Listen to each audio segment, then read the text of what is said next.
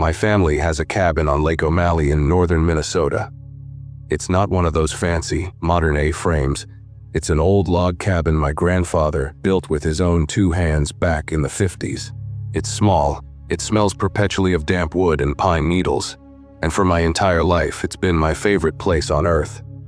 Summer was defined by that cabin. It was swimming, fishing, bonfires, and the incredible, profound silence of the North Woods at night, broken only by the call of a loon or the lapping of the lake against our small, rickety dock. This happened the summer I was 17. It was late July, and my parents had allowed me and my best friend, Sarah, to have the cabin to ourselves for a long weekend. It was a huge rite of passage. No parents, no rules, just 2 17-year-old girls with a full cooler and the entire lake to ourselves.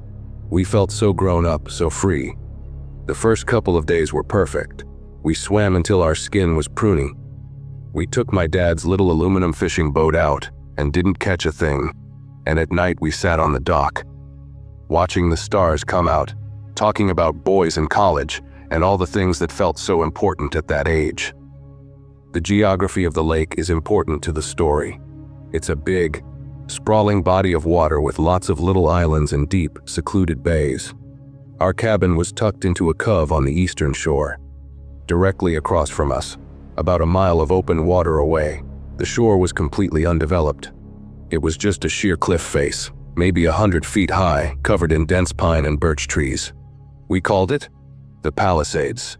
It was a local landmark, and because of the way the sound traveled across the water, it created a perfect, crystal clear echo. We'd spend hours shouting silly things from our dock and waiting for the Palisades to shout them back a few seconds later. "Hello," we'd yell. "Hello." The cliffs would answer. It was our own private amusement park. The third night is when things started to feel off. The day had been strange. The weather was moody, shifting from bright sun to dark, threatening clouds in a matter of minutes. The air was heavy and still, and the lake was like glass, which was unusual. Normally there was always a bit of a chop. That night, the silence was different. It wasn't peaceful anymore. It felt heavy, expectant. We made a bonfire down by the shore, roasting marshmallows and talking, but we were both quieter than usual. I think we both felt it, that subtle shift in the atmosphere.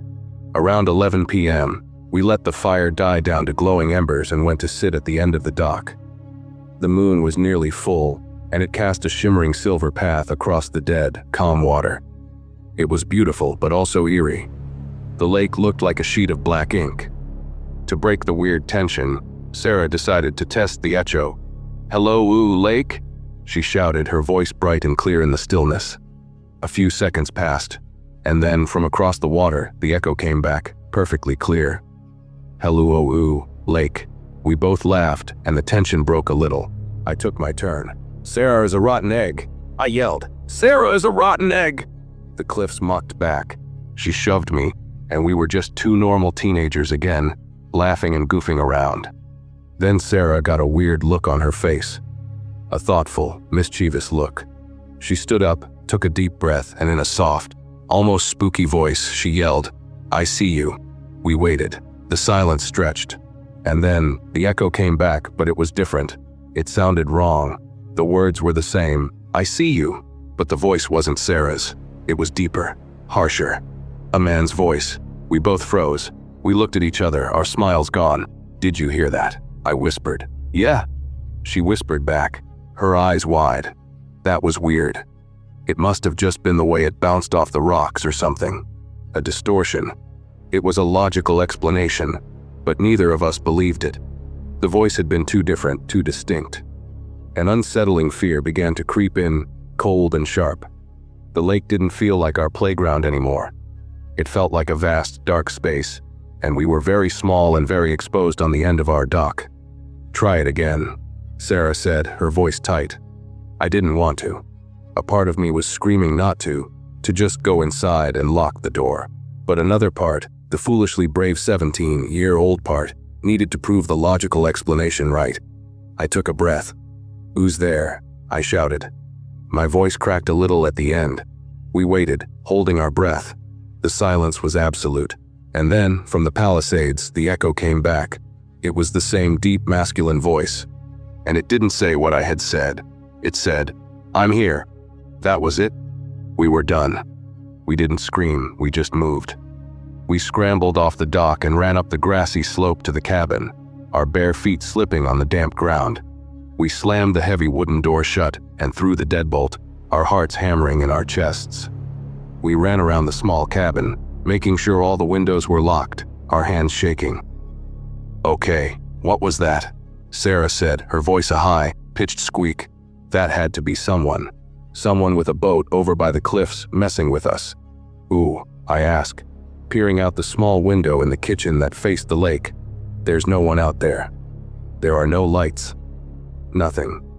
The moonlit lake was a perfect, unbroken expanse of silver and black. There were no other cabins on our side of the cove, and the nearest public access was miles away. We spent the next hour rationalizing. It was a fisherman in a boat without lights, which was illegal and stupid, but possible. It was campers on top of the Palisades, though there were no official campsites there. It was anything but what it felt like, that the lake itself was talking to us, with a voice that was not our own. We decided to just go to bed, to try and forget it. We were in the loft, which had 2 twin beds. We dragged them together, not wanting to be apart. But sleep was impossible.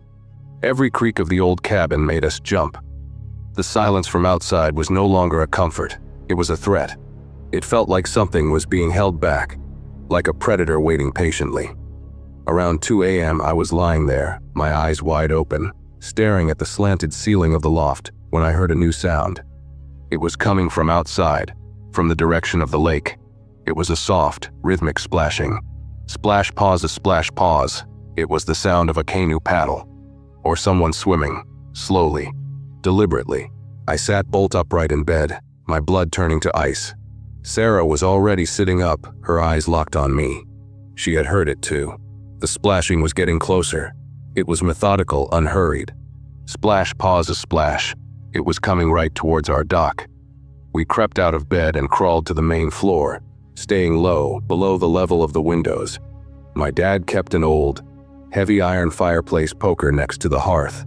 I grabbed it, its weight feeling pathetically inadequate. Sarah grabbed the biggest, heaviest kitchen knife she could find. We crouched there in the dark, in the middle of the living room listening. The splashing stopped. The silence that followed was the most terrifying thing I have ever experienced. It was absolute. Complete. Where had it gone? Had it reached the dock? Was someone, or something standing on our dock right now, just 100 feet from our door? Minutes stretched into an eternity. We didn't move a muscle. We just listened. And then we heard a new sound. Scrape. It was the sound of something being dragged across the wooden planks of our dock. A heavy, dragging sound. It was followed by a soft thump, as if something had been set down. My mind was racing, trying to process what was happening. Was it the person from the echo? Had they paddled across the entire lake in the dark? Why? What did they want? We stayed huddled in the dark for what felt like hours, waiting for the next sound. The sound of footsteps on the grass. The sound of a hand on the doorknob. But it never came. There was only silence. Eventually, the first faint, gray light of dawn began to filter through the windows. The birds started to sing. The world outside started to sound normal again.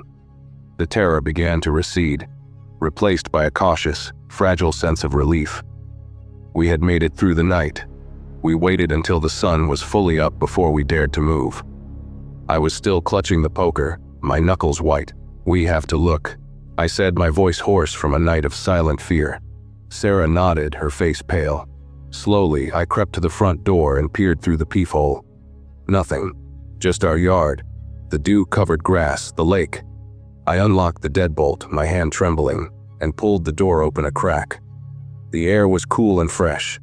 Everything looked exactly as it should. The world looked bright and safe, and completely at odds with the horror of the night. Together, we walked out onto the porch and down towards the dock. We moved slowly, scanning the trees, the shoreline. Nothing was out of place. We got to the dock and looked down its length. It was empty. For a second, I felt a rush of relief. Maybe we had imagined it all. The stress, the dark. Our minds playing tricks on us. But then Sarah gasped and pointed. At the very end of the dock, right where we had been sitting the night before, there was something that hadn't been there before. It was a single, perfect lily pad, floating gently in the water, tethered to one of the dock posts by a long, stringy piece of dark green lake weed. And resting on top of the lily pad were two small, smooth gray stones, placed side by side, like a pair of watching eyes. It was such a small thing, so simple.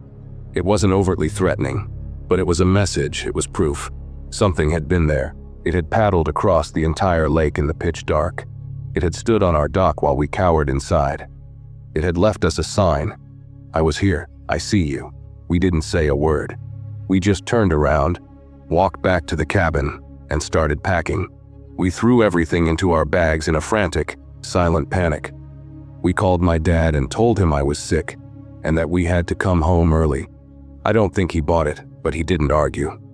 We never talked about what happened. Not really. We tried once, a few weeks later, but the words felt hollow. They couldn't capture the feeling of that night. The feeling of being watched across a mile of black water.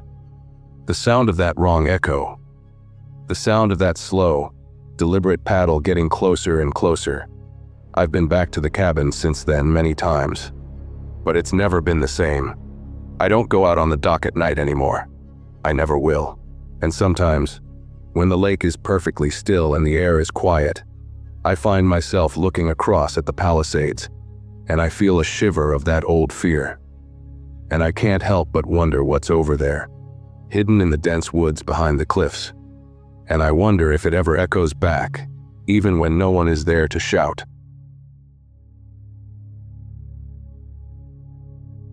The summer after my freshman year of college, I needed a job, and I needed it bad.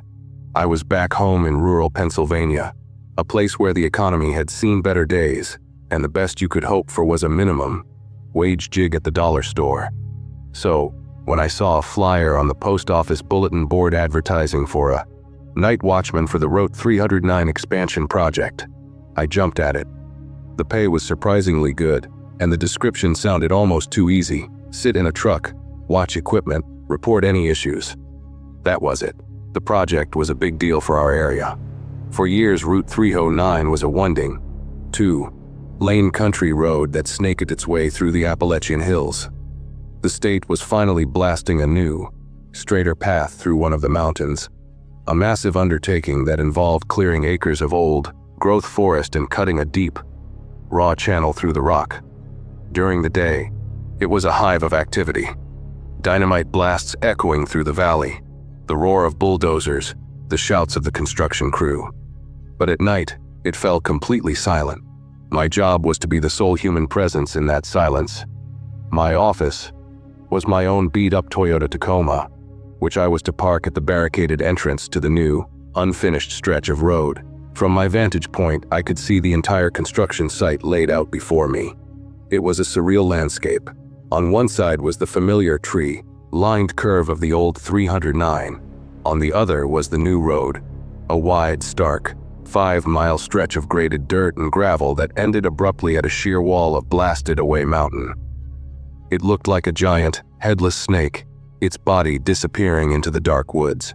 Huge, silent machines, excavators, dump trucks, graders, sat like sleeping iron dinosaurs under the moon. My shift was from 9 p.m. to 5 a.m. For the first few weeks, it was the easiest money I ever made. I'd bring a thermos of coffee, a couple of books, and listen to the radio. The silence was absolute, broken only by the chirping of crickets or the occasional hoot of an owl. The construction foreman, a burly guy named Dale, would meet me at the start of my shift. "Nothing ever happens out here, kid," he told me on my first night, clapping me on the shoulder. "Just keep the local kids from trying to race their four-wheelers on the new grade. Call the state police if you see anyone. Don't be a hero."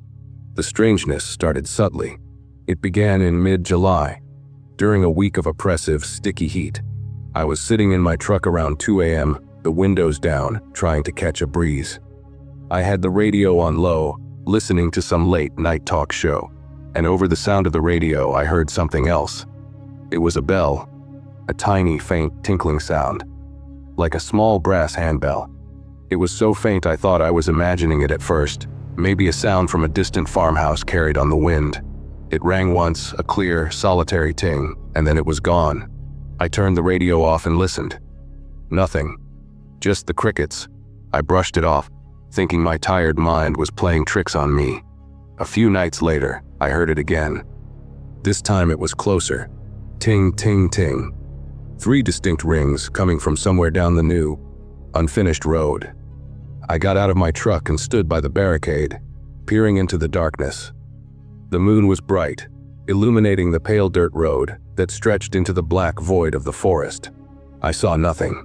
No lights, no movement, but the sound was unmistakable. A small, clear bell. I walked a few paces past the barricade, my heart starting to thump a little faster. "Hello," I called out, my voice sounding small in the vast emptiness. "Anyone there?" The only answer was silence. The bell was gone. I stood there for a long time, scanning the length of the road, a prickle of unease on my neck. It was probably just some kids, I told myself, messing with the new night watchman. Still, I couldn't shake how odd it was. Who would be out here in the middle of the night with a tiny bell? The next night, I brought a powerful flashlight with me. I spent most of the night on edge, listening, waiting. Around 3 a.m. it came again. Ting ting, closer this time. Much closer. It sounded like it was maybe 100 yards down the road, near the first big piece of equipment, a massive Caterpillar bulldozer. I grabbed my flashlight, my hands slick with sweat, and started walking down the dirt road. The gravel crunched loudly under my boots. "This is private property!" I yelled, trying to sound more authoritative than I felt. "You need to leave now!" I swept the beam of my flashlight back and forth across the road and the surrounding woods. The light caught the giant metal treads of the bulldozer. The huge, silent scoop. Nothing. I walked all around it, my light cutting into the shadows. No one. But as I stood there, a new sound came. A cough. It was a dry, rasping cough, the sound an old person makes. It came from the woods just beyond the clearing for the road. It was close. So close I felt like I should be able to see who it was. I whipped my flashlight towards the sound, my heart leaping into my throat. The beam cut through the thick underbrush, illuminating a wall of leaves and tangled branches. I saw nothing. "I'm calling the police!" I shouted, my voice trembling. The only response was another cough, this time seeming to come from a different spot, further away. It was followed by the faint, receding sound of the bell. Ting, and then silence. I backed away slowly, my flashlight beam dancing erratically, and retreated to the relative safety of my truck. I locked the doors and sat there shaking for the rest of my shift. I didn't call the police. What would I say? That I heard a bell and a cough. Dale's words echoed in my head. "Nothing ever happens out here, kid." I would sound crazy. But it did happen, and it kept happening. Night after night. The bell and the cough. Sometimes they would be far away, at the distant end of the new road. Other nights they would be terrifyingly close, just beyond the barricade. It became a kind of psychological torture. I grew to dread the deep, quiet hours of the morning, listening for that first, faint ting. I started to feel like I was being watched, constantly, like someone was pacing just beyond the reach of my sight, letting me know they were there. I tried to rationalize it. It was a prank. It had to be. But the prank never escalated. There was no graffiti, no vandalism, just the sounds. And they never happened when Dale or any of the other crew were around. Only when I was completely alone. The breaking point came on a moonless, overcast night in August. The air was thick and damp, and a heavy fog had rolled into the valley, blanketing the construction site in a soft, gray haze. The fog swallowed sound, making the silence even more profound and claustrophobic. Visibility was maybe 20 feet. The massive shapes of the construction equipment were just dark, looming shadows in the mist. I was trying to read, but I couldn't concentrate. The fog was making me incredibly anxious. It felt like anything could be hidden just a few feet away from me. Around 1 a.m., I heard the bell. It wasn't faint. It wasn't distant. It was right outside my truck. Tying. The sound was so sharp and clear it made me jolt, dropping my book. It was followed immediately by the cough, a wet, rattling sound that seemed to come from directly beside my driver's side door. I froze, my entire body rigid with fear. I couldn't see anything through the thick condensation on the window. I could only listen. I heard a soft, scraping sound, like fabric dragging against the side of my truck. Then, a hand appeared on the driver's side window. It was a pale, skeletal hand with long, yellowed fingernails. It pressed flat against the glass, right in front of my face. The fog swirled around it. I let out a choked gasp and threw myself across the bench seat, away from the window, pressing myself against the passenger door. And then I heard the voice. It was a wheezing, breathless whisper right next to the glass. "Toll?" It rasped. "You have to pay the toll." I was utterly, completely paralyzed with a terror I have never known before or since. I squeezed my eyes shut, my mind just screaming. This can't be real. This can't be happening. The road needs its toll. The voice wheezed again, and the skeletal hand tapped on the glass. Tap, tap, tap. Everyone who passes pays the toll. I finally found the ability to move. In a blind panic, I lunged for the ignition, my fumbling hands finding the keys. I turned the key, and the old Toyota's engine roared to life, the sound deafening in the silence. The headlights flashed on, cutting a weak path into the dense fog. The hand disappeared from the window. I didn't wait. I slammed the truck into reverse, spun the wheel, and stomped on the gas. I crashed backward through the flimsy wooden barricade, the sound of splintering wood echoing in the night. I swung the truck around and sped away, fishtailing on the wet pavement of the old Route 309. I didn't look in my rearview mirror. I just drove. I drove straight home, my heart feeling like it was going to beat its way out of my chest. I burst into my house, waking up my parents, and started babbling about an old man, a hand on my window, a toll. My dad, seeing the genuine state of terror I was in, called Dale, the foreman. He told him I'd had a panic attack or something, and that I wouldn't be coming back to work. I don't think he mentioned the details of what I'd said. I was just some college kid who couldn't handle a lonely night shift. I never went back. I didn't even go back to get my last paycheck. I stayed inside for days, jumping at every little sound. A few weeks later, my dad came home from the local diner with a story. He'd been talking to some of the old-timers there, men whose families had lived in that valley for generations. He mentioned, offhandedly, that I'd been spooked working the night shift on the 309 project. One of the old men, a guy named Gus, got a strange look on his face. He told my dad that the mountain they were cutting the new road through had a name. The locals used to call it Bell Ringer's Ridge. The story, as Gus told it, was that back in the 1800s, there was a small, isolated settlement in that valley, a little village that got wiped out by consumption, what we now call tuberculosis. Back then, there was a belief that the ringing of a bell could ward off the sickness, so they had a toll keeper, an old man who would walk the paths at night, ringing a bell and collecting small tolls, food, trinkets, from the villagers to keep the spirits of the plague away. Of course, it didn't work. The sickness took everyone, including the old toll keeper. They said he was the last one to die, found in his cabin, still clutching his little brass bell. He was buried in an unmarked grave somewhere up on that ridge. The same ridge they were now blasting a highway through. The old man, Gus, looked my dad dead in the eye. "You tell your boy he was smart to leave," he'd said. "That road is disturbing things that should have been left alone. And the toll keeper, well, he always collects his due." The new Route 309 opened the following year. It cut the travel time between the two nearest towns by 20 minutes. It was hailed as a marvel of modern engineering. But the locals, the ones who know the stories, they have another name for it. They call it the toll road. And they say that if you drive it late at night, and you're all alone, you should turn your radio up.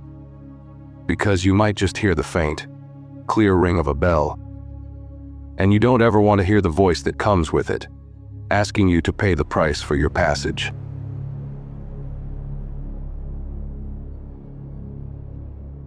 When our son, Leo, was born, we were living in one of those new housing developments that spring up like mushrooms on what used to be farmland.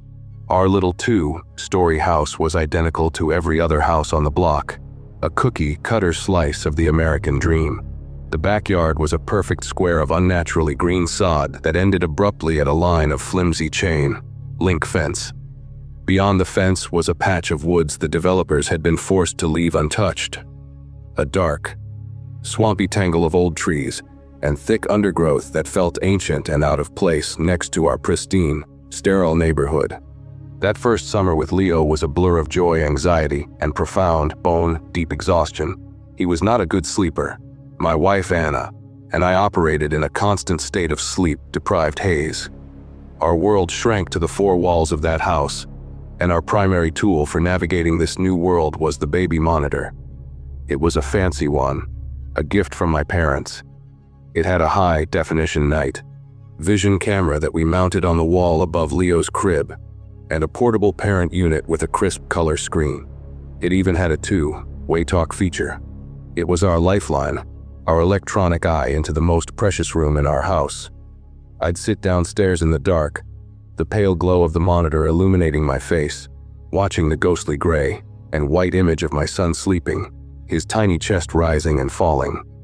Every sigh, every rustle was broadcast directly to me. It was supposed to be reassuring. The problem started in August, during a brutal heat wave. The nights were the worst, still, silent, and suffocatingly hot.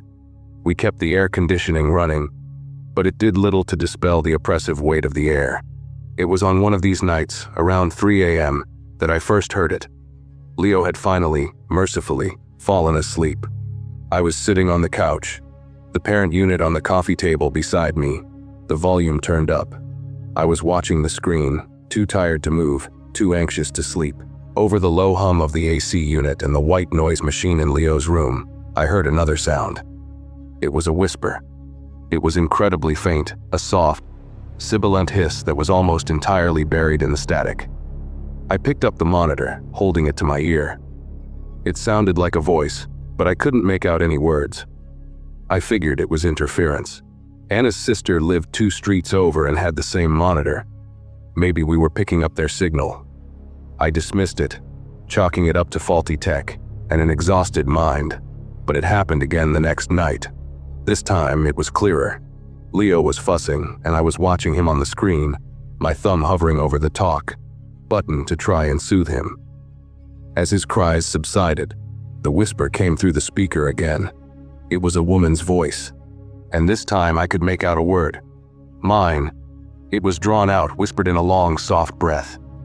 Miayan. A cold chill went through me that had nothing to do with the air conditioning.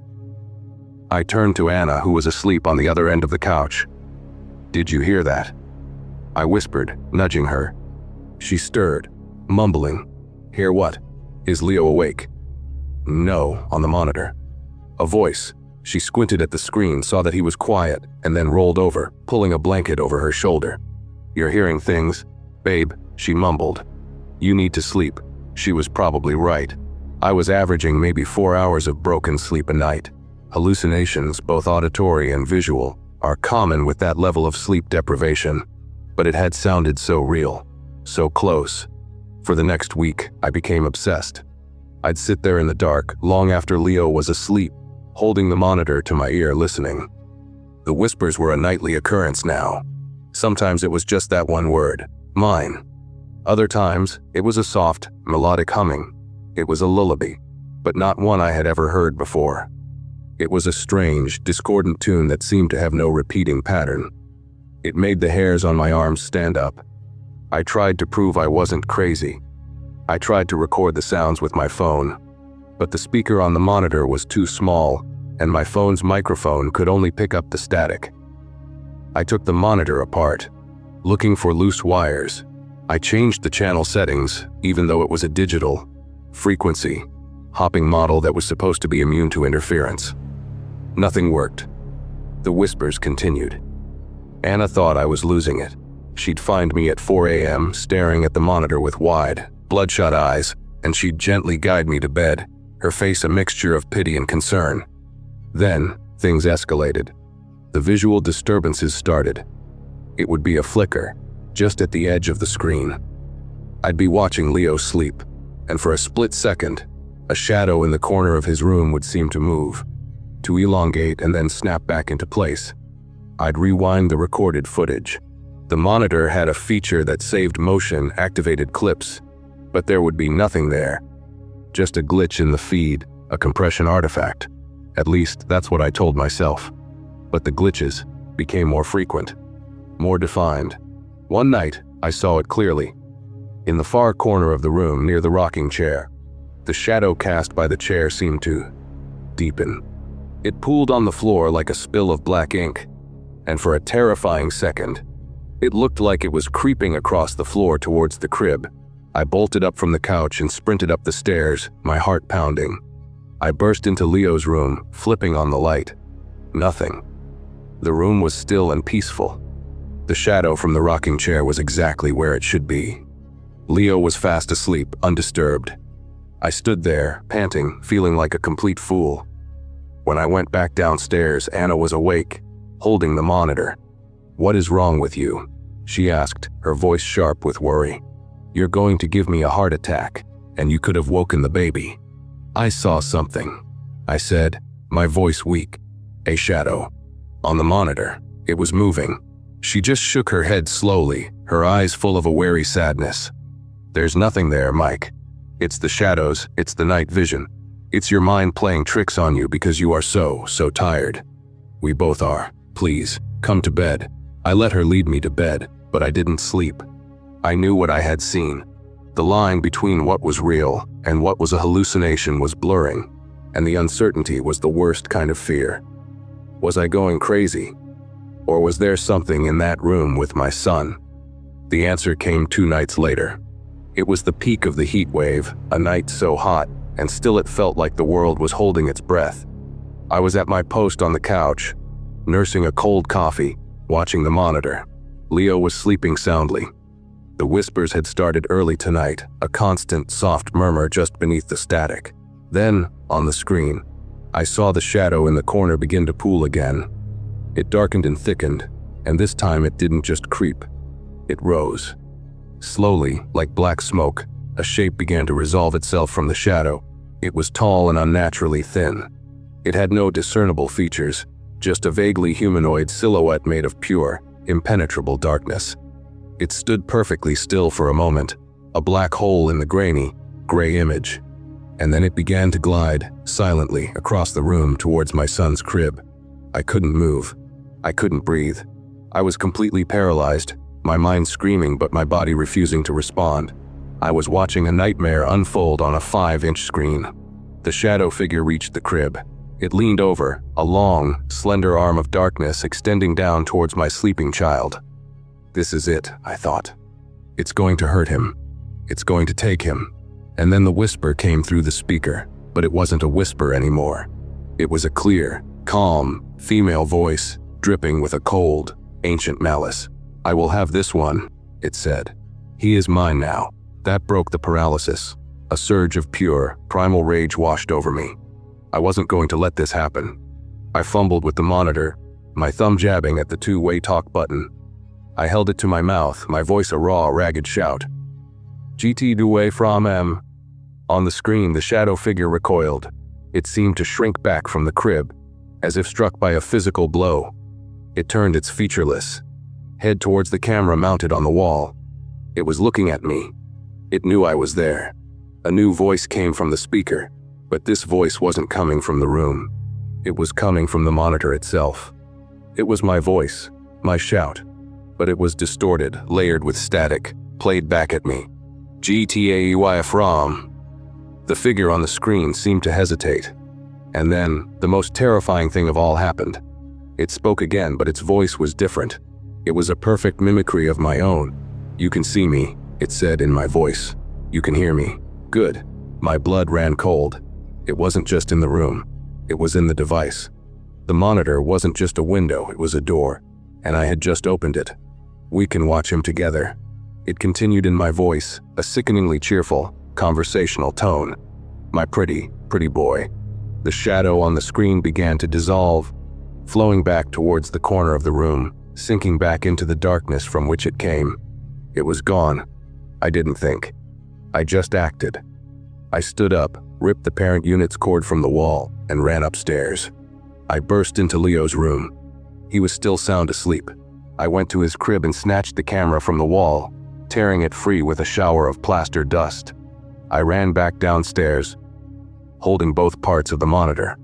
I didn't stop. I ran straight to the back door, unlocked it, and went out into the suffocating heat of the backyard.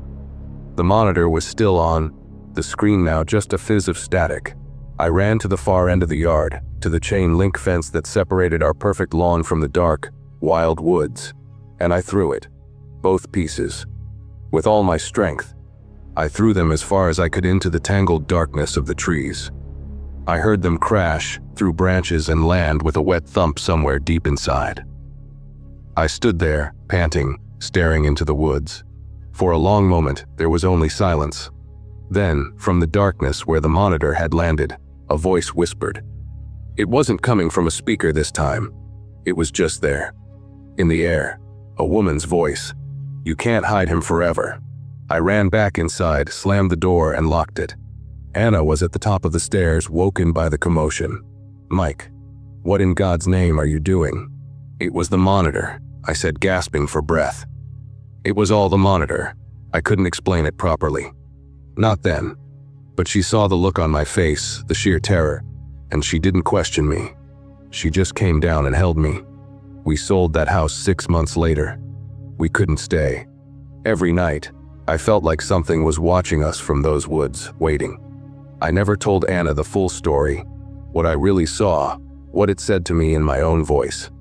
She just knew that I had some kind of breakdown from exhaustion, and that I irrationally blamed the baby monitor.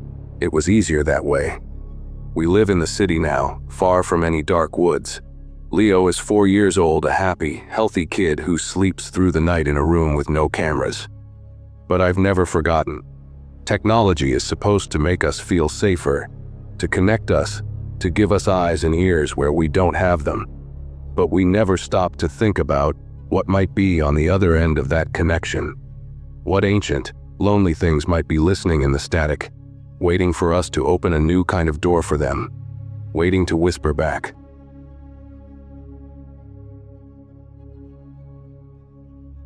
I was 19 the summer I worked for the county parks department.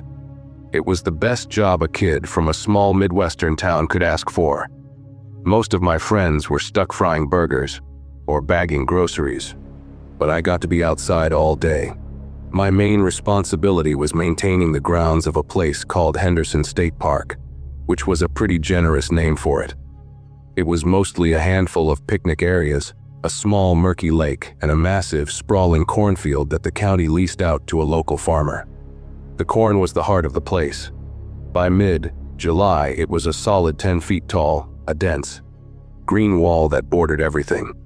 It was beautiful in a way, but also deeply unsettling. The rows were so tight, the stalks so thick, that once you were more than a few feet in, the rest of the world just disappeared. You were in a maze of rustling leaves and damp earth, and the only sound was the wind whispering through the stalks. We had signs posted everywhere at the entrances. Dio no TNTRT KFT. Dangru Diandrefdesari FTON. Most people listened. My job was simple. I'd drive the park's beat-up pickup truck around, empty trash cans, clean the public restrooms, and occasionally have to deal with teenagers trying to have a bonfire by the lake. It was usually quiet, especially on weekdays.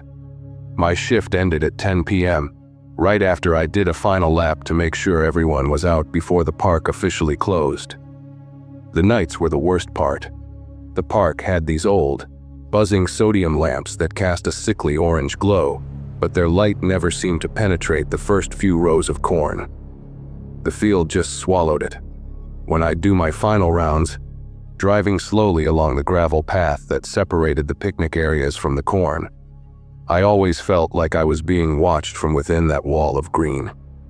It was a primal feeling, the kind of instinct you can't just brush off as an overactive imagination. The story started on a Tuesday night in August. It was brutally hot, even after the sun went down. The air was thick and heavy, and the cicadas were buzzing so loudly it felt like the sound was vibrating in my teeth. I was finishing up my last round, the truck's headlights cutting through the darkness. As I passed the final picnic area, a little spot we called Oak Point, my headlights caught something. It was a scarecrow. Now, we didn't have any scarecrows in the park. The farmer who leased the land, a gruff old guy named Miller, managed his own pest control. This one was wrong. It wasn't your typical straw stuffed fellow with a flannel shirt. This was tall, unnaturally so, and gaunt. It was constructed from thick branches and vines, woven together to form a skeletal, almost human-like frame. It was dressed in a tattered black suit, the kind you'd see on an old-timey preacher. But the head was the most disturbing part. It was a burlap sack, but it wasn't just stuffed. It was stretched tight over something underneath, something that gave it the distinct shape of a long, narrow skull. It had been placed right at the edge of the cornfield, maybe 3 feet from the gravel path, standing there like a silent sentinel. I stopped the truck, my heart doing a little nervous flutter in my chest. I figured it was a prank. Teenagers, probably. Still, it was my job to get rid of it. I grabbed a flashlight from the glove box and hopped out. The air outside was even hotter, and the smell of the corn was overpowering. A sweet, earthy scent mixed with something else. Something vaguely like decay. As I got closer, I saw the details.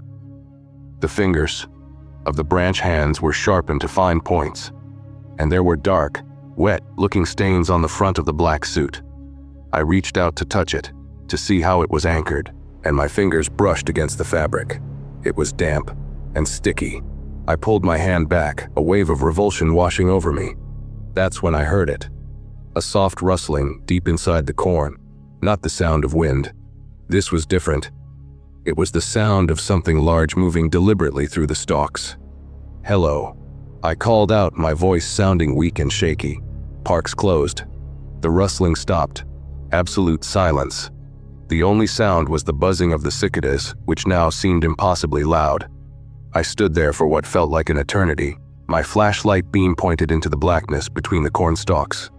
I saw nothing, just endless rows of green. I decided to leave the scarecrow for the morning. I told myself it was just a prank, but I couldn't shake the feeling of dread. I practically sprinted back to my truck, locked the doors, and sped out of there, the image of that skeletal figure in my rearview mirror. When I came in the next morning, it was gone.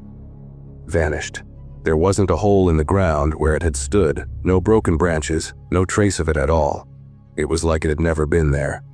My boss, a perpetually tired man named Gary, just grunted when I told him about it.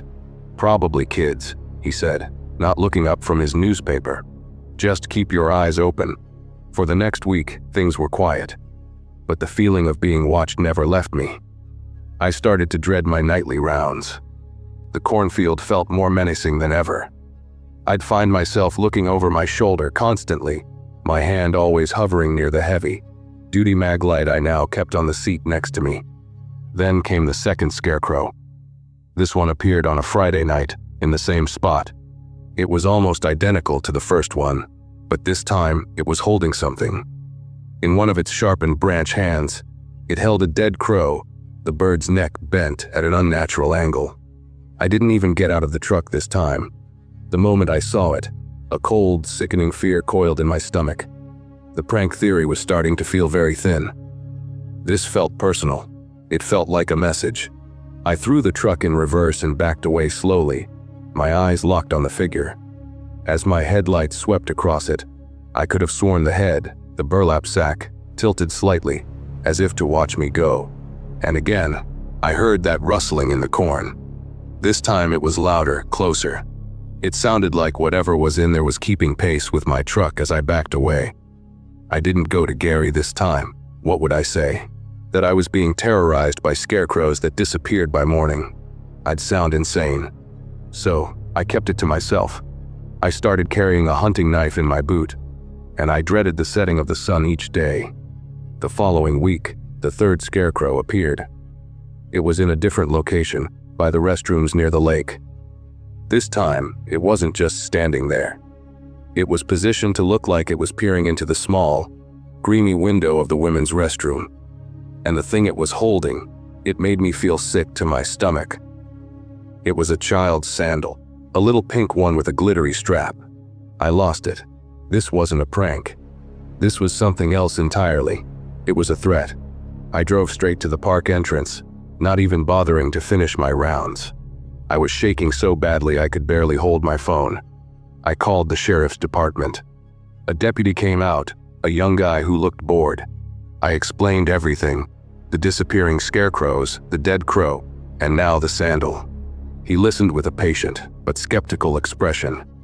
We drove back to the restrooms, and of course it was gone. The scarecrow, the sandal, everything. The deputy gave the area a quick look with his flashlight, kicked at the dirt a bit, and then turned to me.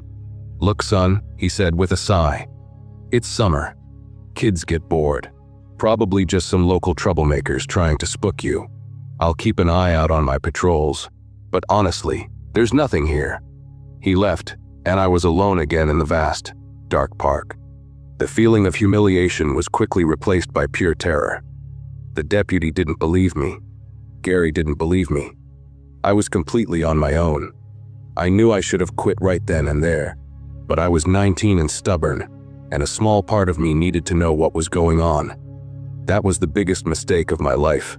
For the next few nights, nothing happened. A tense, unnerving quiet settled over the park.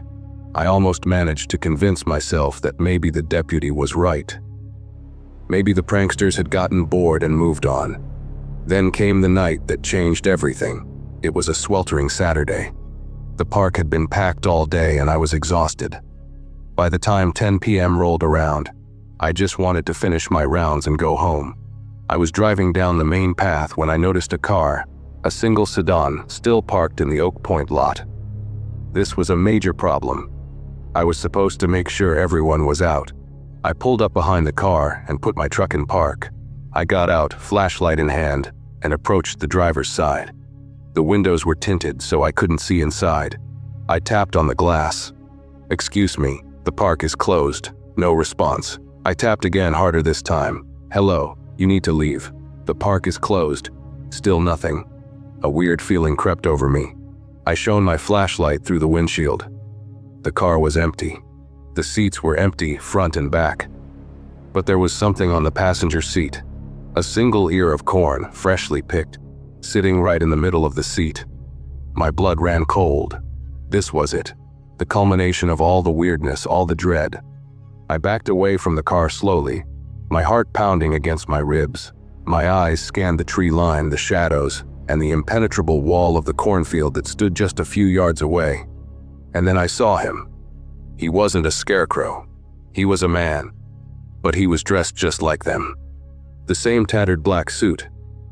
He was standing right where the first scarecrow had been, at the very edge of the corn, almost completely hidden in the shadow of a large oak tree. He was tall, impossibly tall and thin, just like the figures had been. He was just standing there, watching me. I couldn't see his face clearly in the dark, but I could feel his gaze on me. It was heavy, predatory. I started backing towards my truck, my hand reaching for the door handle. I didn't take my eyes off him. "The park is closed," I stammered, my voice trembling. He didn't move. He didn't speak. He just stood there, a black silhouette against the endless blackness of the corn. I finally reached my truck, fumbled with the handle, and scrambled inside. As I slammed the door shut and locked it, he took a step forward, out of the shadows, and I saw his face. It was a burlap sack, stretched tight over the features of a human head. There were two dark, ragged holes where the eyes should be, and a stitched, jagged line for a mouth. It was the same head as the scarecrow's, but this was no scarecrow. It was a living, breathing man. He started walking towards me. It was a strange, disjointed walk, his long limbs moving in a way that wasn't quite right. He wasn't rushing. He was strolling, as if he had all the time in the world. As he got closer, I saw that the black suit he wore was covered in the same dark, damp stains I'd seen on the first scarecrow. And I saw the dirt and bits of leaf clinging to his clothes, as if he'd just emerged from the earth itself. Panic finally took over. I jammed the key in the ignition, my hands shaking so violently I could barely turn it. The engine roared to life. The thing, was halfway to my truck now. I slammed the gear shift into drive and stomped on the gas. The truck fishtailed on the gravel, tires screaming, before it lurched forward. I didn't look in my rearview mirror. I couldn't. I drove as fast as I could, my eyes wide with terror, expecting him to appear in front of me at any moment. I blew through the park exit, not even slowing down. I drove straight to the sheriff's department, burst in, and started screaming about a man in a scarecrow mask trying to kill me. This time, they believed me. Maybe it was the sheer, unadulterated terror on my face. They sent 2 cars to the park immediately. They found the empty sedan, which turned out to be stolen from a town 2 counties over. They organized a search. They brought in dogs. They searched that cornfield all night. I sat in the sheriff's office, wrapped in a blanket, drinking bitter coffee, and listening to the crackle of the police radio. They found footprints, lots of them, leading from the empty car deep into the corn. The dogs would follow the trail for a while.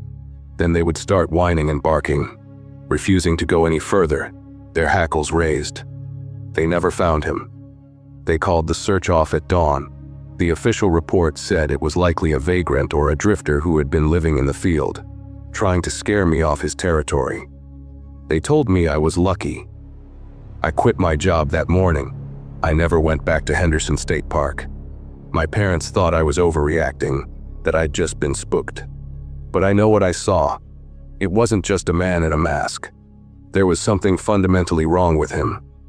The way he moved, the way he stood, the absolute silence of his presence. He was a part of that place. He belonged to the corn. I still have nightmares about it. I'll be in that truck, the orange glow of the park lights all around me, and I'll see that tall, skeletal figure step out of the corn, his burlap face a mask of absolute emptiness. Sometimes, in the dream, he gets to the truck before I can start it. He just puts one of his long, branch-like hands on the window, and he tilts his head, as if asking a question. I don't know who he was, or what he was. Was he just a crazy person, or was he something else? The farmer Miller pulled his crop a month later. They said he lost a lot of his yield that year to some kind of strange blight. After that, the county didn't lease the land anymore. They let the field go fallow.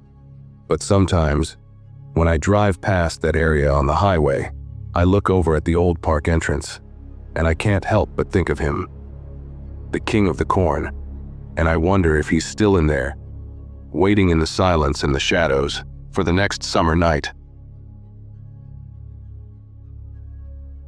When you're a kid, summer is a kingdom. The days are endless, and the world is only as big as the block you live on. My kingdom, the summer I turned 10, was a quiet suburban cul-de-sac called Miller's Court. It was the perfect, stereotypical 90s neighborhood. Manicured lawns, kids on bikes, the distant, melodic tune of an ice cream truck in the late afternoon. My best friend, Leo, lived 2 houses down. We were inseparable.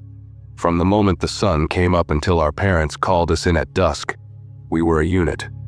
Our favorite thing to do was play and hunt with the other neighborhood kids. It was our version of hide and seek, but on a grander scale that encompassed the entire block.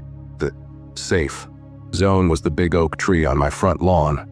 The game would last for hours, a chaotic dance of sprinting across lawns, hiding in bushes, and holding your breath in someone's backyard shed. It was the peak of existence for a 10-year-old. That summer, a new family moved into the house at the very end of the cul-de-sac. The house had been empty for a while, and we were all excited by the prospect of new kids to play with. But it was just a man. He was older, maybe in his late 50s, with slicked back gray hair and round, wire-rimmed glasses. We didn't know his name. We just called him the new guy. He was quiet, kept to himself, and we never saw any family or visitors. The only thing notable about him was that whenever he was outside, tending to his perfectly manicured rose bushes or getting his mail, he had a smile on his face. It wasn't a normal smile. It wasn't warm or friendly. It was a wide, fixed, unnatural smile. It never reached his eyes. It was like he was wearing a mask a pleasant expression that didn't match the emptiness behind his glasses. It was just off. We kids noticed it immediately. It made us uncomfortable. We'd ride our bikes past his house, and he'd look up from his roses, and that big, empty smile would be plastered on his face. He'd give a little wave, but his eyes never changed. One evening, we were deep into a game of manhunt. It was that perfect time in a summer evening, what photographers call the golden hour, when the world is bathed in a soft, warm light and the shadows grow long and distorted. I was it, and I was counting against the oak tree. 90, 99, 100. Ready or not, here I come. I started my search, checking the usual spots. Behind the big hedges that separated my yard from my neighbors. In the crawl space under the miller's deck.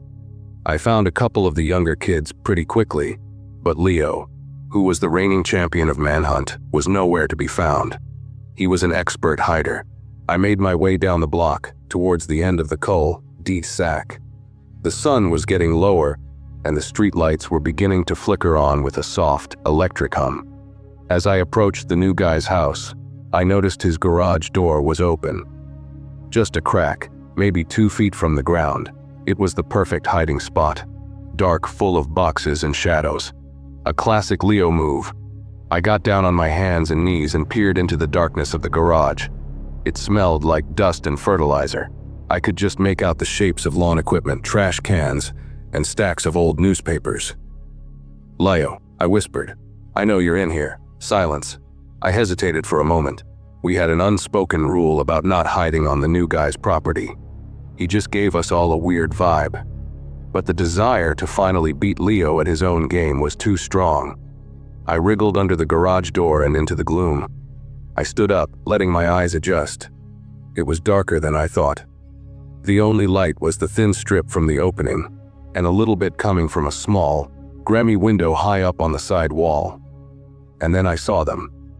Lining the back wall of the garage were shelves, and on the shelves were heads. Dozens of them. Mannequin heads, all different kinds.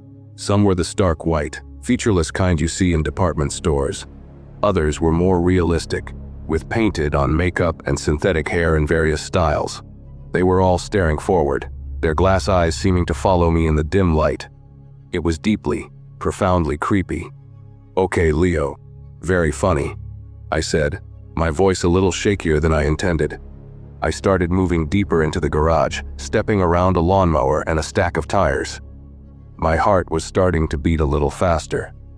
Why would someone have all these heads? As I got closer to the back wall, I noticed one of the heads was different from the rest. It was on a small workbench, separate from the others. It was made of a pale, waxy material, and the detail on it was incredible. It had wrinkles, pores, even tiny, individual hairs punched into its scalp and eyebrows.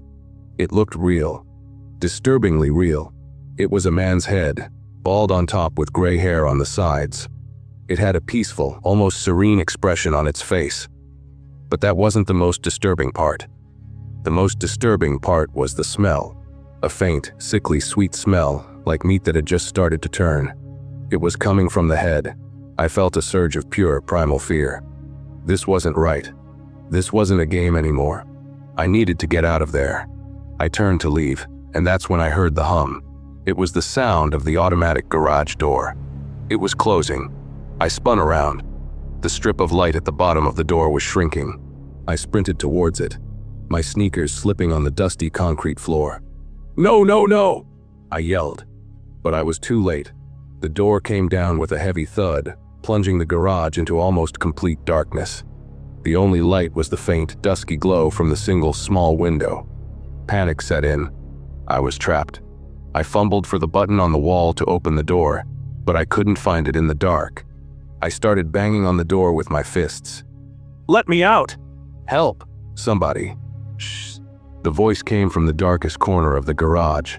It was a soft, calm voice, a man's voice. I froze, every muscle in my body tensing. I wasn't alone. "There's no need for shouting," the voice said. "You'll scare the neighbors." A figure stepped out of the shadows. It was him, the new guy, and he was smiling that same wide, empty smile. But in the near darkness of the garage, it looked monstrous. Demonic. "I saw you come in," he said, taking a slow step towards me. "You're one of the boys who plays the running game, aren't you? I've been watching you. You're very fast." I couldn't speak. I was paralyzed with terror. My mind was screaming at me to run, to fight, but my body wouldn't obey. I just stood there, staring at him. He gestured towards the workbench. "You were admiring my work," he said, his smile widening, if that was even possible. "It's a hobby of mine, a way to pass the time. Do you like it?" I finally found my voice, but it came out as a pathetic squeak. What is it?" "It's a portrait," he said, his voice full of a strange, misplaced pride. "I used to be a taxidermist. For animals, you know. But I found that I had a knack for capturing personality. A moment in time. It's much more challenging with people. The materials are so much more delicate." The meaning of his words crashed down on me with the force of a physical blow. The realistic head, the waxy material, the smell. It wasn't a sculpture. He took another step closer. "The man who used to live in this house. He was a very lonely man. Very quiet. I thought his last expression should be one of peace. Don't you agree?" I started backing away, my feet stumbling over things I couldn't see in the dark. I bumped into the shelves, and one of the mannequin heads toppled off, clattering loudly on the concrete floor. The man's smile faltered for just a second. A flash of annoyance crossed his face. Now, he said, his voice losing some of its calm. "Be careful. You wouldn't want to damage anything. It takes a very long time to get them just right." He started walking towards me more quickly now. "You know," he said, his voice dropping to a conspiratorial whisper, "I've been looking for a new project, something with a more youthful energy. A look of surprise, perhaps, or maybe fear. That's what broke the spell. The thought of my own head on that shelf. Adrenaline flooded my system. I turned and ran blindly into the darkness. I crashed into something, a rake, I think, and fell hard, scraping my hands and knees on the rough concrete. I scrambled back up, tears of pain and terror streaming down my face. I could hear him behind me, his calm, measured footsteps getting closer. "There's no use running," he said. "There's nowhere to go." My hands found the wall. I started scrambling along it, desperately searching for a way out. My fingers brushed against a doorknob. A door. There was another door. I grabbed it and twisted. It was locked. Of course, it was locked. I rattled it frantically, sobbing now. "Please," I begged. "Please let me out. I can't do that," he said. He was right behind me now. I could feel his presence, a cold spot in the dark. "You've seen my hobby. It's a very private thing. I can't have you telling people about it." I could hear him breathing, a slow, steady rhythm. I braced myself, expecting him to grab me. But instead, I heard a small jingle, the sound of keys. "I think the look of pure, unadulterated terror would be a wonderful addition to my collection," he whispered, his voice right next to my ear. Suddenly, the door I was pressed against flew open. Light and noise flooded into the garage. It was Leo. He was standing there, his face a mask of confusion. "What are you doing?" "I've been looking all over for you. You're gonna get us in trouble." His voice trailed off as he saw the scene. Me, a sobbing, hysterical mess on the floor. And the smiling man, standing behind me, a key still in his hand, his face a mask of placid surprise. The man's smile didn't waver.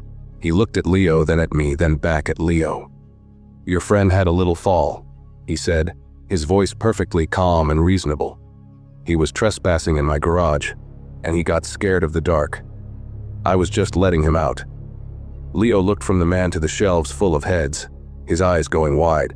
He didn't understand what was going on, not really, but his 10-year-old brain knew one thing for sure: this was wrong. This was dangerous. He grabbed my arm. "Come on," he yelled.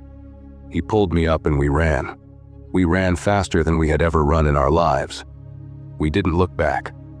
We sprinted across the lawn, down the street, all the way to the big oak tree that was our safe zone. We collapsed at its base, gasping for air, our hearts threatening to explode. We told my parents everything. My dad called the police. 2 officers went to the house. The man was gone. His car was gone. The garage was empty. The shelves were bare. The mannequin heads, the workbench, everything had vanished. It was like it had never been there. The police questioned him when they finally tracked him down a few towns over. He told them he was a retired wig maker, and that we were just imaginative kids who had trespassed and gotten scared. There was no evidence, nothing to hold him on. They let him go. We never saw him again. The house at the end of the cul-de-sac stayed empty for a long, long time. Our games of manhunt ended after that. The neighborhood never felt the same. The magic of that summer kingdom was broken, shattered by the memory of a wide, empty smile and a shelf full of silent, staring heads. I'm a grown man now, with a family of my own. But I've never forgotten that night. I've never forgotten the feel of the cold concrete, the smell of dust and decay, or the sound of that calm, reasonable voice explaining his horrific hobby. And sometimes late at night, when I'm checking the locks on my doors, I think about him, the smiling man, and I wonder how many portraits he's collected over the years, and I wonder if any of them have the face of a terrified 10-year-old boy.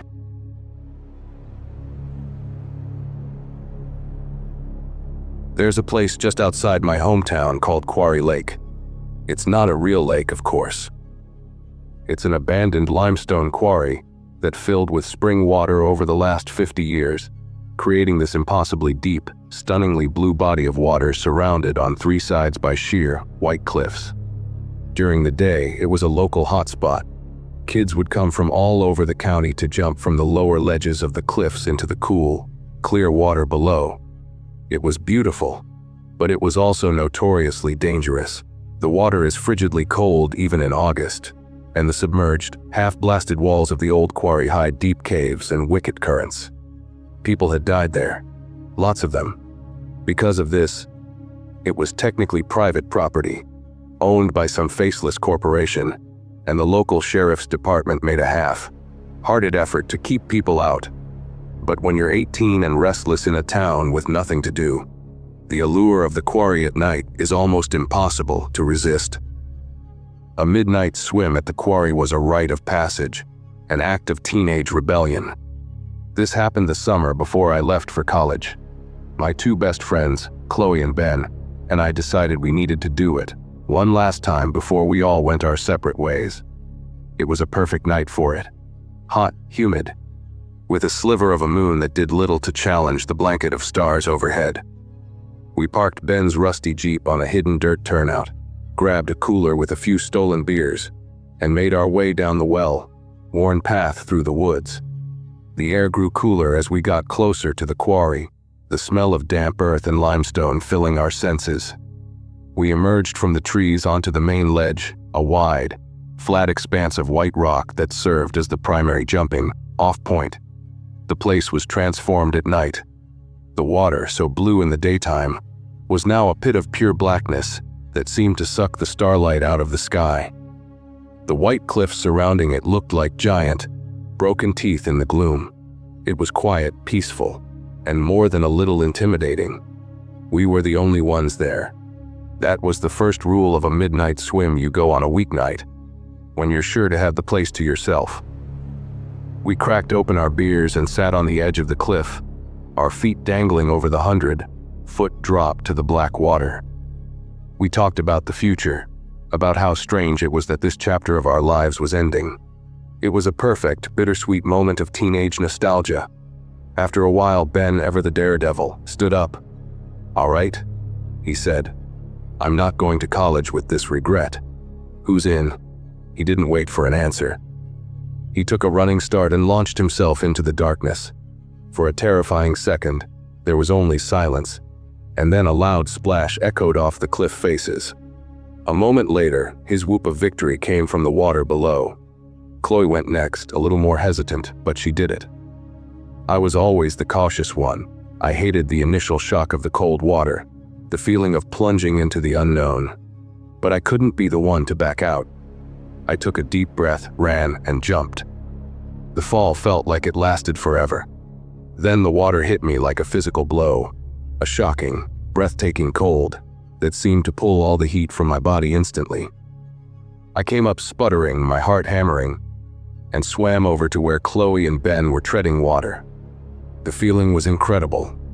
Floating in the center of that black void, looking up at the massive cliffs and the endless stars, it felt like we were the only 3 people in the world. We swam for a while, laughing and splashing, our voices echoing in the huge, natural amphitheater. After about 20 minutes, Chloe started shivering. "Okay, I'm getting out," she said, her teeth chattering. We all agreed. The cold was starting to seep into our bones. The climb out was always the trickiest part. There was only one spot to do it, a place on the far side of the quarry where a section of the cliff had collapsed long ago, creating a rough, scramble-able slope. We swam over to it and began the slow process of finding handholds and footholds on the slick, wet rock. Chloe went first, then me, with Ben right behind me. I was about halfway up the rock face, my fingers aching when I heard the car. It wasn't Ben's Jeep. This was a low, rumbling engine coming from the access road above. My first thought was that it was the sheriff. We all froze, pressing ourselves flat against the rock face, hoping the darkness would hide us. The car came to a stop directly above us, on the main ledge where we had left our cooler and towels. We heard 2 car doors slam shut. "Just be quiet," Ben whispered from below me. "They'll look around for a minute and leave." We heard voices then, men's voices, low and serious. Not the sound of cops looking for trespassing kids. This was different. I strained to hear what they were saying, but the words were muffled, indistinct. Then came another sound, a heavy, dragging sound, the sound of something heavy and awkward being pulled from the trunk of the car and dragged across the gravel and rock of the ledge. Thump, scrape, thump, scrape. My blood ran cold. Chloe, who was just above me, looked down at me, her eyes wide with fear in the faint starlight. We were completely exposed, clinging to the side of a cliff. We couldn't go up without being seen. We couldn't stay where we were forever. Our only option was to go back down into the freezing water. I looked down at Ben. I didn't need to say anything. He had heard it too, and his face was pale. Silently, we all began to climb back down, moving as carefully and quietly as possible, our bare feet slipping on the rocks. We slid back into the icy water, the shock of the cold even worse this time. We pushed off from the cliff, swimming backward, away from the slope, trying to hide in the center of the quarry's darkness. From our new vantage point in the water, we could see them. 2 figures, silhouetted against the night sky on the ledge above. They were big men, just dark shapes. They were struggling with something at the edge of the cliff. It was long and wrapped in something dark, a tarp or a heavy blanket. They were breathing heavily, grunting with the effort. It took me a second to process what I was seeing, to understand the shape of the thing they were carrying. My mind refused to accept it, but there was no mistaking it. It was the size and shape of a human body. We were floating in the water, maybe 50 yards out, paralyzed with terror. We were watching something we were never meant to see. These weren't cops. These were men getting rid of evidence. Getting rid of a person. They swung the heavy bundle back and forth 3 times, like a pendulum. On 3, one of them grunted, his voice carrying clearly across the water. 1, 2, Tari! With a final, massive heave, they pushed it over the edge. It didn't make much of a sound as it fell, just a soft whoosh of displaced air. But the splash when it hit the water was deafening. It was a deep, concussive thump that seemed to reverberate through the water and into my bones. It landed not 30 feet from where we were treading water. For a moment after, there was absolute silence. The 2 men on the cliff stood there, panting, looking down at the spot where the body had entered the water. Bubbles were rising to the surface, catching the faint moonlight. Then, one of them spoke. "Did you hear that?" he asked. "Hear what?" The other one said. "I didn't hear anything. Just after the splash," the first one insisted, his voice sharp, like a gasp or something, from out on the water. My heart stopped. He had heard us. One of us must have made a sound when it hit. I squeezed my eyes shut, praying. We were dead, they would see us. There was nowhere to run, nowhere to hide. "You're hearing things," the second man said, his voice impatient. "There's no one out here. Let's go. I want to be 100 miles from here by sunrise." The first man didn't seem convinced. He walked to the very edge of the cliff, peering down into the darkness, trying to scan the surface of the water. We all instinctively sucked in our breath and tried to sink lower, our chins just above the surface, trying to make ourselves as small as possible. The cold was agonizing now, my muscles beginning to cramp. But the fear was so much worse. "I'm telling you, I heard something," he said again. He then did something that nearly made my heart fail. He pulled a powerful flashlight from his pocket and clicked it on.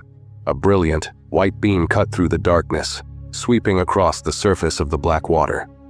It moved slowly, methodically, back and forth. It was a searchlight, and it was coming right for us. Come on, let's go. The second man snapped. "Just a second," the first one said, his voice low and tense. The beam swept closer. I could see the particles of dust and pollen it illuminated in the air. I could see the terrified, wide-eyed face of Chloe just a few feet away from me. The light hit the water just to our left, then swept past us. For a split second, I was sure it had caught us, that a shout of discovery would ring out from the cliff. But there was nothing. We were just three dark heads in a vast sea of blackness. We must have looked like floating logs or debris. "See? Nothing," the second man said gruffly. "You're getting spooked. Now let's get the hell out of here." The man with the flashlight hesitated for one more second, then clicked it off, plunging the world back into near total darkness. We heard them walk back to their car. The doors opened and closed. The engine roared to life. And then, with a spray of gravel, the car sped away, its red taillights disappearing into the woods. We stayed there in the water, shivering uncontrollably, for what felt like an eternity. Long after the sound of the engine had faded, we were listening for any sign that they were coming back. The silence that returned was no longer peaceful. It was heavy, menacing. And now, we knew we weren't alone in the water. Somewhere below us, in the immense, cold darkness, a body was sinking into the unplumbed depths of the quarry. Getting out was the hardest thing I've ever had to do.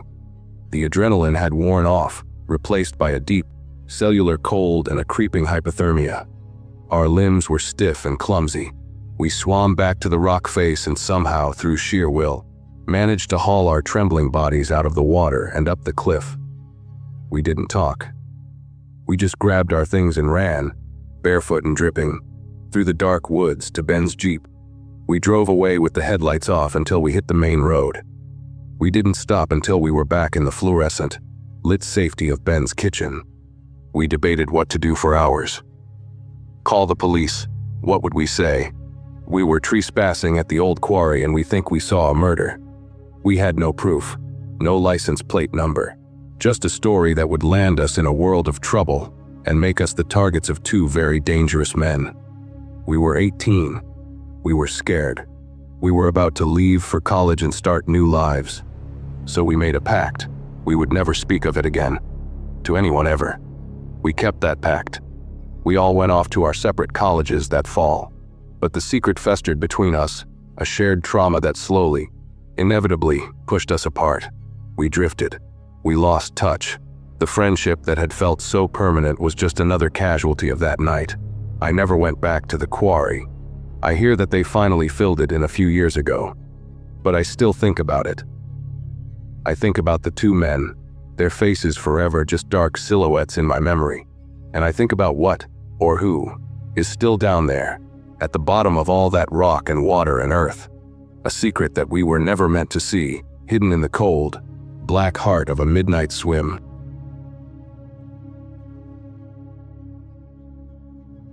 My parents bought our house for the woods. That was the main selling point. It was the last house on a dead-end street, and our backyard wasn't really a yard at all. It was just a small patch of grass that surrendered to the vast, untamed wilderness of the Allegheny National Forest. For my whole childhood, that forest was my playground during the day and a source of endless, beautiful mystery at night. I knew its sounds. The hoot of the great horned owl, the rustle of deer moving through the undergrowth, the distant yips of a coyote pack. The woods had a rhythm, a pulse, and it was the soundtrack to my life. The summer I was 16 was one of the hottest on record. Our old house didn't have central air, and my bedroom on the second floor was a sweltering attic. So, most nights, I'd sleep on the screened, in porch on the back of the house. It was my favorite place in the world. It was like sleeping outside, immersed in the sounds and smells of the forest, but with the thinnest layer of protection separating me from the wild. From my cot, I had a perfect, panoramic view of the dark wall of trees that marked the edge of our property, about 30 yards from the house. It all started with the deer, or rather, the lack of them. Usually, in the evenings, we'd see half a dozen of them stepping delicately out of the woods to graze on my mom's hostas. But that July, they vanished. We didn't see a single one for weeks. Must be the heat, my dad said. They're probably staying deep in the woods where it's cooler. It made sense, but it was still strange. The woods felt quieter, emptier. The first sound I couldn't identify came on a Tuesday night. I was lying on my cot, reading by the light of a small lamp, the cicadas buzzing their deafening chorus. Over their noise, I heard a branch snap. It wasn't the gentle crack of a twig under a deer's hoof. This was a loud, sharp crack, like a heavy branch being broken deliberately. It came from deep in the woods, but it was loud enough to make me sit up and listen. I waited, but there was nothing else. I told myself it was probably a bear. We got them occasionally, clumsy and loud as they moved through the forest. A few nights later, the sound came again, but it was different. It was a sound of movement, but it was wrong. It was heavy, bipedal. 2 heavy thumps followed by a long pause, then 2 more. Thump, thump, thump, thump.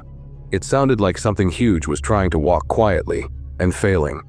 It was moving along the edge of the woods, parallel to my house. Our golden retriever, Sadie, who was sleeping on the floor inside the house, heard it too. She let out a low, guttural growl, the kind I had never heard from her before, her eyes fixed on the sliding glass door that led to the porch. "What is it, girl?" I whispered. She just kept growling, a low rumble of warning in her chest.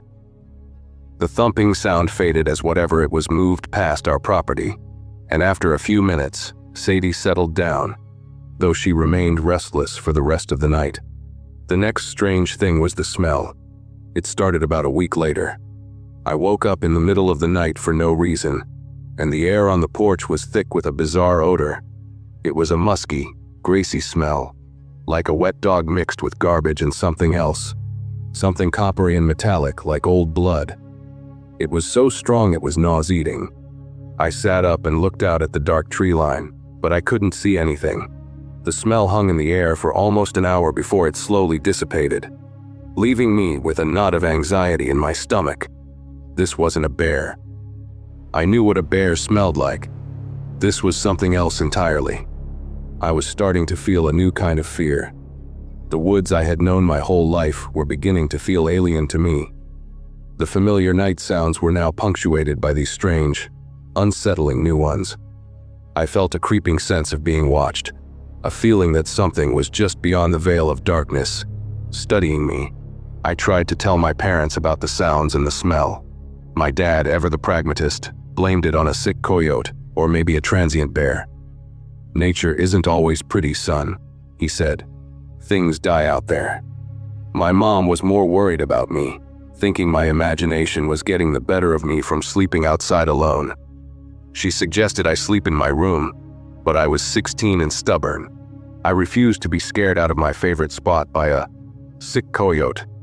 The night I first saw the eyes was the night the fear became real. It was a clear night with a bright, nearly full moon.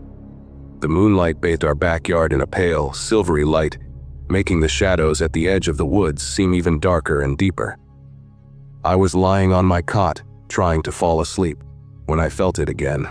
That intense, prickling sensation of being watched. I slowly sat up and scanned the tree line, and that's when I saw them. 2 points of light, shining out from the deepest part of the shadows. They were eyes reflecting the moonlight. My first thought was deer, but they were too high off the ground. Way too high. A deer's eyes would be maybe 4 feet off the ground. These were at least 7, maybe 8 feet up, and they were too far apart. I stared, my heart pounding, trying to make sense of what I was seeing. A bear then. A big one, standing on its hind legs. It was possible. But the eyes were utterly still. They weren't blinking. They weren't moving. They were just fixed on me, a steady, unblinking, intelligent gaze. We stayed like that for what felt like an eternity, me frozen on my cot, and the eyes frozen in the darkness. Then, as if a switch had been flipped, they were gone. They didn't blink off. They just vanished, as if the creature had taken a single, silent step back into the blackness of the forest. I didn't sleep for the rest of the night. Every shadow seemed to hold a threat. The friendly woods of my childhood had become a place of profound menace. I knew, with a certainty that chilled me to my core, that what I had seen was not a bear. For the next week, I saw the eyes every night. They were always in the same spot, watching from the darkness. They would appear sometime after midnight and stay for an hour or two before vanishing. It became a terrifying routine. I felt like a specimen in a cage, being observed by a silent, patient scientist. Sadie refused to even come near the porch at night now. She would sleep at the top of the stairs, whining softly. The climax came on the last Friday in July. A storm had rolled through earlier in the evening, leaving the air washed clean and unnaturally still. The moon was hidden behind a thick blanket of clouds, and the night was darker than any I could remember. It was a heavy, oppressive darkness that seemed to swallow sound. I was lying on the cot, my eyes wide open, staring out at the black void where the woods should be. I knew it was out there. I could feel it. Around 2 a.m., the eyes appeared. But tonight, they were different. They weren't at the tree line anymore. They were closer. Much closer. They were in my backyard, maybe halfway between the woods and the porch. They seemed to be floating in the darkness, too faint, self-luminous points of amber light, and they were moving slowly towards the house, towards me. My breath hitched in my throat. I couldn't move. I was pinned to the cot by a weight of pure, unadulterated terror. The eyes stopped about 10 feet from the screen of the porch. They were just hanging there in the blackness, watching me. I could hear something now, a low, wet, rasping sound, like air being drawn through a damaged throat. And the smell was back, that horrible, greasy, musky stench, so thick it felt like I could taste it. Then, slowly, it stepped forward. A sliver of cloud must have moved, because for just a moment, a faint, diffused moonlight filtered down, and I saw it. My mind has tried to erase the image 1,000 times, but it's burned onto the back of my eyelids forever. It was not a bear. It was not a man. It was something else. It was tall, impossibly tall and emaciated. Its skin was the color of pale clay, stretched tight over a skeletal frame. Its limbs were too long, its arms hanging down almost to its knees, ending in long claw-like fingers. It had no discernible nose or mouth, just a smooth expanse of skin. And its head was tilted at a curious, bird-like angle, as if it were trying to understand what it was looking at. And the eyes were not a reflection. They were glowing with their own faint, internal light. It took another slow, deliberate step forward, its strange, backward, jointed legs moving with a silent, unnatural grace. It stopped right at the edge of the porch, not 3 feet from where I was lying. It was so close I could hear the wet, gurgling sound of its breathing. It lowered its head, those terrible, luminous eyes peering at me through the thin mesh of the screen. Time seemed to stop.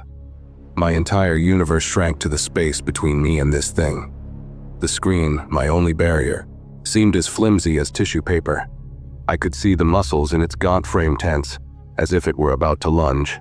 I could feel its gaze on me, a feeling of cold, analytical curiosity. It wasn't angry.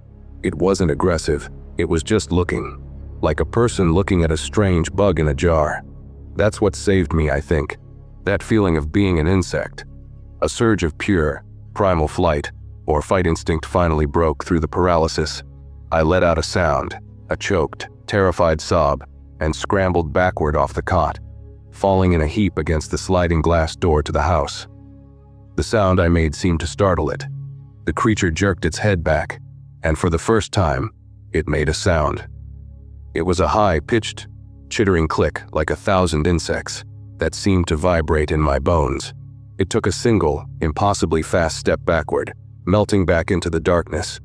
In a blink, it was gone. The only things that remained were the lingering, foul stench and my own frantic, gasping breaths. I scrambled with the lock on the sliding door and tumbled inside, slamming it shut behind me. My parents, woken by my scream, found me huddled on the floor, hysterical. I never slept on that porch again.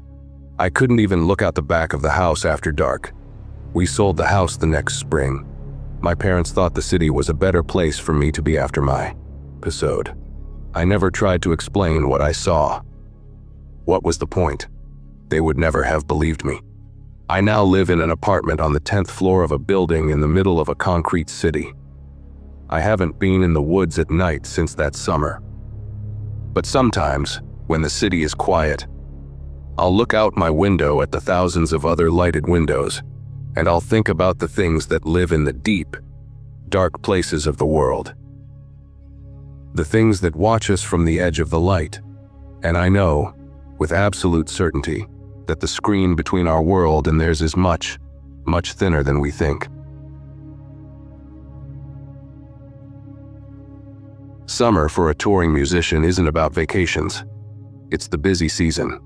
It's a blur of hot asphalt, sweat-soaked stages in tiny bars, and long, lonely drives through the dead of night. The summer of 2018 was no different. I was playing guitar for a small indie band, and we were on a grueling 6-week tour of the Midwest, packed into a beat-up Ford Econoline van that smelled permanently of stale beer and desperation. Our story, my story, takes place on a dead straight stretch of Highway 50 in rural Ohio, somewhere between a forgettable gig in Cincinnati and an early morning load in Columbus. It was a Tuesday night in late August. Our lead singer, Mark, was asleep in the back, sprawled over a pile of amplifiers. Our drummer, Liam, was in the passenger seat, head against the window, snoring softly. I was driving. It was my turn to take the graveyard shift, from 2 a.m. to sunrise. This part of Ohio is incredibly flat and dark. There are no streetlights, no towns, just endless fields of corn and soy that press right up against the shoulder of the two-lane highway. The road itself is monotonous, a perfect ribbon of blacktop that unspools into the darkness, punctuated only by the rhythmic thump of the tires hitting the tar strips in the pavement. It's the kind of drive where you have to fight to stay awake, where the white lines on the road can become hypnotic. Around 3:15 a.m., I saw the sign. It was a standard green and white highway sign, illuminated briefly by my headlights. It read, Oakhava, 5 miles. I didn't think anything of it. It was just another tiny sleeping town I'd be passing through. A few minutes later, I saw the town's water tower, a pale, looming shape against the star-dusted sky. Then came the first few houses, dark and silent. I drove through Oakhava in less than a minute. It was a stereotypical small town. A single main street with a post office, a gas station with its lights off, a small diner called the Oakhava Grill, and a single, blinking yellow traffic light at the main intersection. The light cast a lonely, pulsing glow over the empty street. As I passed the diner, I remember glancing at the handwritten sign taped to its window. Fresh peach pea? Then the town was in my rearview mirror, and I was back in the blackness, surrounded by fields. I drove for what felt like a solid 20 minutes, my eyes getting heavy, sipping at a lukewarm energy drink. I was just starting to nod off when I saw it. A green and white highway sign emerging from the darkness. Oakhava, 5 miles. I blinked, shaking my head. I was more tired than I thought. I must have been zoning out, and it just felt like 20 minutes had passed when it had only been a few. Still, it was weird. I didn't remember the road curving back on itself. I shrugged it off, cranked up the radio, and kept driving. Soon enough, the water tower appeared. Then the first houses. I drove down the same main street, past the same post office, the same dark gas station. I slowed down as I approached the blinking yellow light, and my eyes were drawn again to the window of the Oakhava Grill. Fresh peach pea. The exact same sign. A knot of confusion and unease tightened in my stomach. This wasn't right. It was a small town, but it wasn't that small. There was no way I had gotten turned around. The highway was a straight line. I checked my phone. No signal, of course. Weird, I muttered to myself. Liam stirred in the passenger seat but didn't wake up. I passed the last house and was once again on the open highway. The fields of corn on either side of me. This time, I paid close attention. I watched the mile markers. I noted the specific shapes of the trees silhouetted against the sky. I was determined to prove to myself that I was just tired and disoriented. I drove for 10 solid miles, watching the odometer, my knuckles white on the steering wheel. The road never curved, never deviated, and then I saw the sign, O'Cavan 5 miles. My heart hammered against my ribs. A cold sweat broke out on my forehead. This was impossible. I wasn't just tired. Something was fundamentally wrong. I slowed the van down, a sense of panic beginning to bubble up inside me. "Liam," I said, my voice shaky. "Liam, wake up." He groaned, shifting in his seat. "What, are we there?" "No. Man, you gotta see this. Something weird is going on." He sat up, rubbing his eyes. "What are you talking about?" "This town," I said, gesturing ahead as the water tower once again came into view. "O'Cavan. I've driven through it 3 times now. I'm not kidding." He squinted into the darkness, his face a mask of sleepy confusion. "What do you mean you've driven through it 3 times? It's a straight road." I know. That's what I'm saying.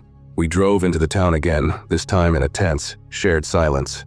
We both saw it. The same post office. The same gas station. The same blinking yellow light.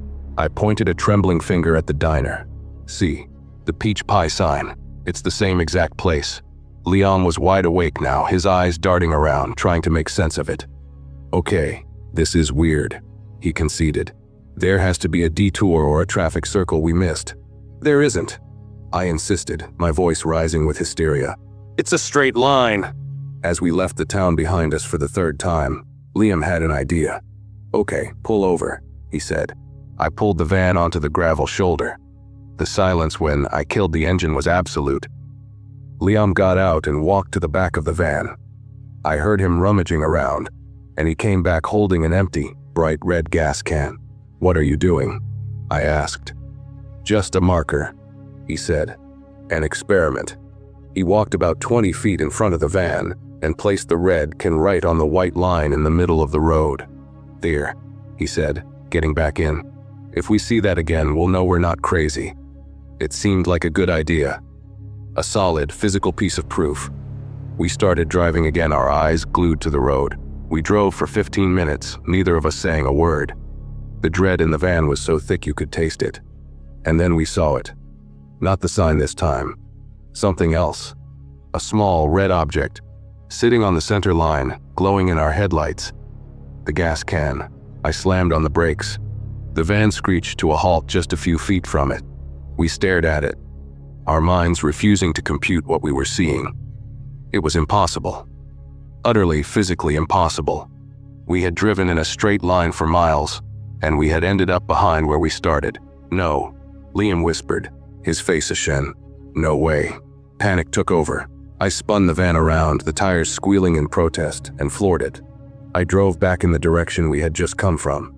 My only thought was to get away, to break the cycle. We passed the gas can again.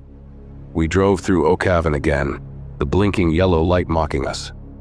We drove for 20 miles at 90 miles an hour, the engine screaming, and we came up on the gas can again. We were trapped. We were in a loop, a small 5-mile stretch of road anchored by a sleeping town, and we couldn't get out. Every attempt to leave just led us back to the beginning. We tried everything. We tried turning off onto a small dirt access road, but after a mile, it just inexplicably fed us back onto the highway, right before the O'Cavan sign. We tried turning around and driving back towards Cincinnati, but after 15 minutes, we came upon the gas can from the other direction. The loop was absolute. It was around the 7th or 8th time we entered O'Cavan that we noticed the change. As we passed the diner, I glanced at the Fresh Peach PA sign, and I saw something new. Taped to the inside of the glass, just below the sign, was a small childlike drawing of a stick figure with a sad face. Did you see that? I asked Liam, my voice cracking. The drawing. Yeah, he whispered. That wasn't there before. Each time we passed through the town after that, something new was added to the window of the diner. The next time, there was another drawing, this one of a car that looked disturbingly like our van. The time after that, a single word was written in a child's scrawl under the car. STUCK. We were being watched. Whatever this place was, it was aware of us. It was toying with us. The horror shifted from confusion to a deep, personal terror. This wasn't just a glitch in reality. This was a trap, and something had set it for us. We were running out of gas. The needle was dipping dangerously close to empty. The sun would be coming up soon, and a new, terrifying thought entered my mind: what happens to the loop when the sun rises? Does it reset? Does it end? Or do we just repeat the same night over and over again forever? On our last pass through town, we knew it was our last because the gas light was on. We saw the final edition. The drawings were gone. The word STUK was gone. The fresh peach pea Sign was gone. Now, the entire front window of the diner was covered in a huge, hastily painted message. The letters were crude and dripping, painted on the inside of the glass in what looked like a dark, brownish red. It said W Shin GRY. That's when Mark woke up in the back. He sat up yawning. "Are we in Columbus yet?" he asked, oblivious to the hours of terror we had just endured. "Man, I'm starving. I could really go for some pie." Liam and I just stared at him, our faces masks of pure horror. Just then, the van's engine sputtered and died. We rolled to a silent stop right under the blinking yellow light, in the dead center of Oak Haven. The silence that followed was the most terrifying sound I have ever heard. And then, the light in the diner kitchen flickered on. A dark figure moved behind the counter. The front door of the Oak Haven grill slowly creaked open. We didn't wait to see what came out. We abandoned everything. The van, our instruments, our wallets, everything. We burst out of the doors and we ran. We ran into the cornfields, the sharp leaves cutting at our skin, not knowing where we were going, only knowing we had to get away from that street, from that diner. We just ran and ran until our lungs burned and our legs gave out. We emerged from the fields at dawn, on a different road, miles away. A passing trucker picked us up, 3 hysterical, mud-cake guys babbling about a town that doesn't exist. He must have thought we were on drugs. He dropped us off at a gas station on the outskirts of Columbus. We never filed a police report. What would we have said? We tried to look up Oak Haven, Ohio on a map. There is no such town. There is no record of it. Highway 50 is a real road, but the stretch we were on, the town that trapped us, doesn't exist in our world. I don't play music anymore. I can't handle the late night drives. But sometimes, when I'm having a particularly bad night, I'll have the dream. I'm back in the van, the engine is dead, and I'm staring at the open door of the diner. And this time, I see what comes out. And it's always smiling. And I always wake up just before it gets to the van.